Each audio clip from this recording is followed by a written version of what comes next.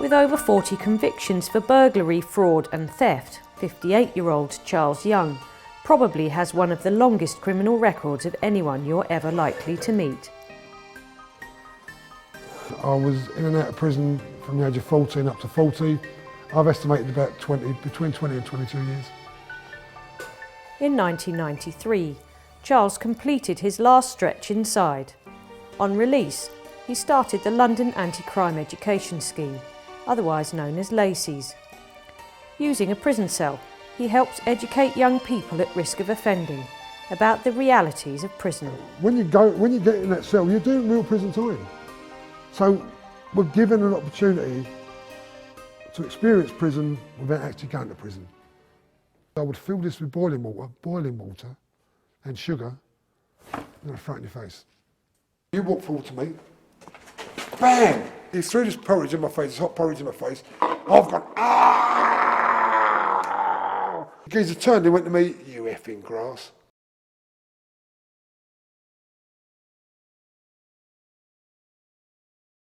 Right, you come in, Sean, you grab the door then, please, mate. All right then. This is how I see myself now, as a role model to others, and hopefully a responsible, respected role model. Had the older version of me, the more responsible version of me, come back and told the younger version of me what I was capable of doing, and the negative side to going out committing crime, oh God, I could have been a gold medal winner at swimming or athletics. I've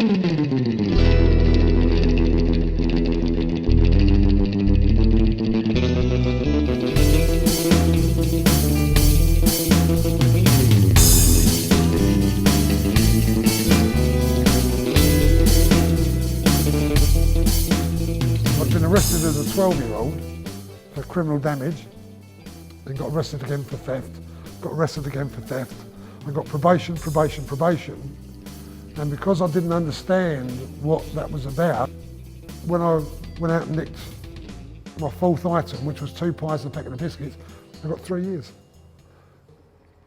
It starts in the home. The breakup of the family unit has a devastating effect on the young child. I can remember 5 care homes, foster homes. What shapes your life? Having mum and dad there, showing you not only love and affection, but guidance, moral issues, you know, all sorts of things, encouragement, motivation. I never got none of that. And I suppose that was the start of my slippery slope. When I first went to prison, I cried like the baby that I am. And that pain that you get, it's an emotional scar that stays with you for the rest of your life.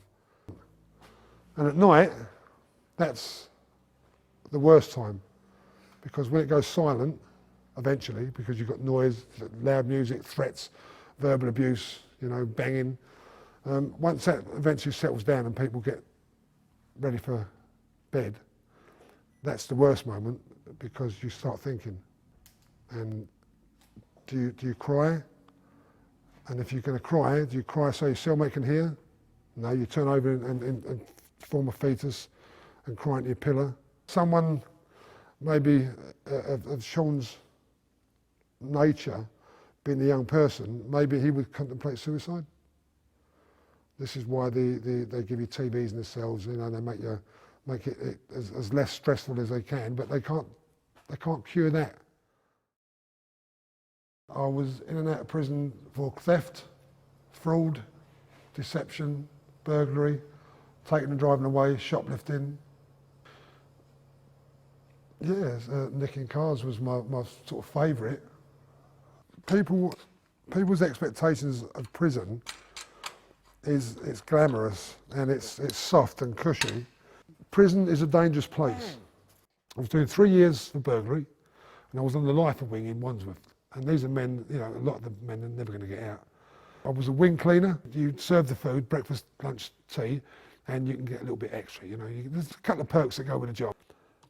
I should have known something was going to happen, because the way the geezer come along the queue, he had his bowl in his hand like this. But again, I'm thinking he's not going to do nothing, so I'm going to be generous. And instead of scooping out one scoop of porridge, I'm going to offer him 2. And I think that's why he threw it in my face. I've gone, ah!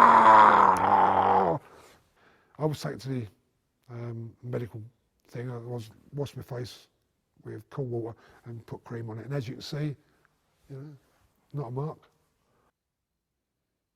In my whole career, the most I ever got in one hit was 12 grand. I walked into a bank with my suit and tie and a briefcase, some false information. I walked out the bank with 12 grand cash. And out of that, I got 4 grand. But the amount of time I'd spent in prison, it far outweighed the amount of money I could have earned had I got a decent job. I'm not a religious man, by any way I means, but I've been told I had an epiphany.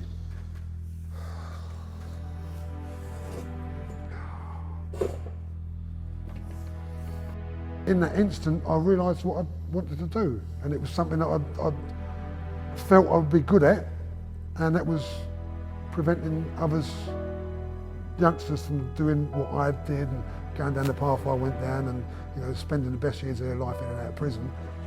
In addition to visiting schools and colleges with the prison cell, Charles mentors a handful of young people like Sean, who's helping him today, to prevent them from embracing a life of crime. They're often involved with presentations.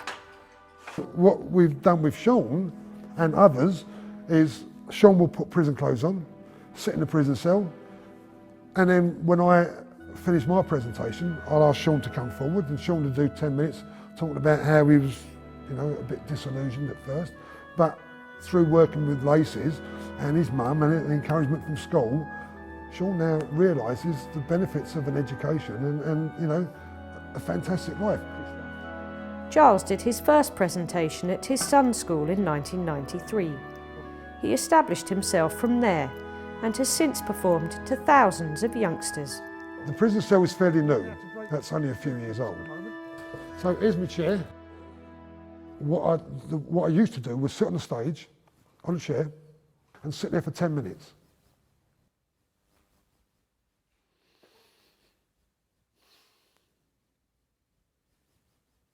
And not say a word for 10 minutes. And you get the kids going, oh, bruv, ask him, what's he doing? And I didn't react at all. And after 10 minutes,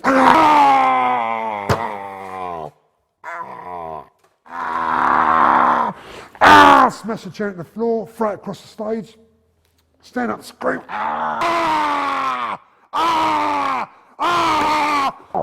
the anger and that frustration, and then calm down, walk over, pick my chair up, come back, put it there, then sit there for another 5 minutes. And then I'd ask, what was I doing? When I do a presentation, one of the first things I start with is, if you think you can kick the crap out of me, come out on the stage here, because you and me are going to have a fight right here, right now, and I'm going to show you that you're not the hard person that you think you are. They automatically think that you're going to have a punch up, but it's not like that. It's a controlled method to let them understand about how strong even an old, weak-looking man is when it comes to defending himself. So what I do is I ask Sean or my opponent to put your arm on the table. Go on. Go on. See, really, I should take my jacket off to show my muscle. If you can't beat me doing this, then that tells you that in a real fight situation, what am I going to do to you? So really what this is doing is bringing the reality of prison out into the open.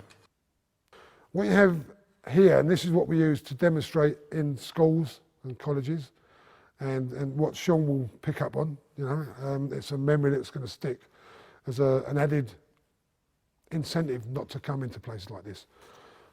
That is one of the most dangerous weapons you can get in prison.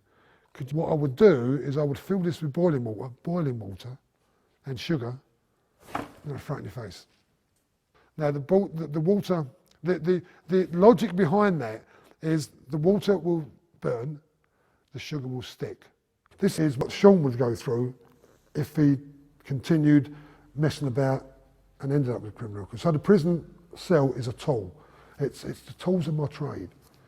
My criminal record, which is 10 pages long, 41 convictions, is my degree, you know. Charles has paid a heavy personal price for his crimes. In 1994, after 26 years of marriage, Charles and his wife Jackie split up. I wasn't violent towards my wife as such, but the anger that I got from my parents and the anger that I got from my negative input, it spilled over onto her life. And you know, how she put up with me for 26 years, I already don't know. She gave me 3 beautiful children. My son is now 30. I don't talk to him, which is a shame because I love him. And I see myself in him. And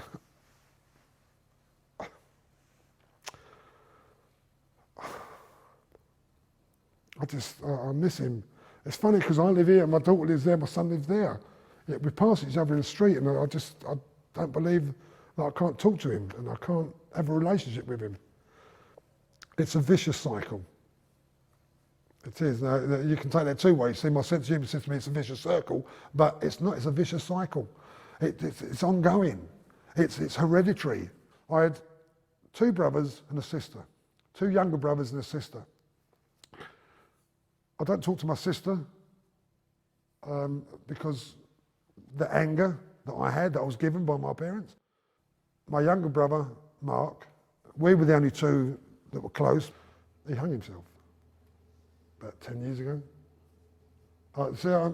I reacted with my son in an emotional way, but for some reason I can't react in an emotional way for Mark. And that frightens me because that could have been me. My younger brother Paul, you know, we have a good rapport, but we're not a family as such, which is a shame because we've got a massive family. Despite paying such a high personal price for his criminal behaviour, Charles now realises something good can come out of it. One of them ones, yeah? Yeah, I've actually found my vocation. I've been given a second chance, and I'm not going to give up on it. You know, I'm lifted.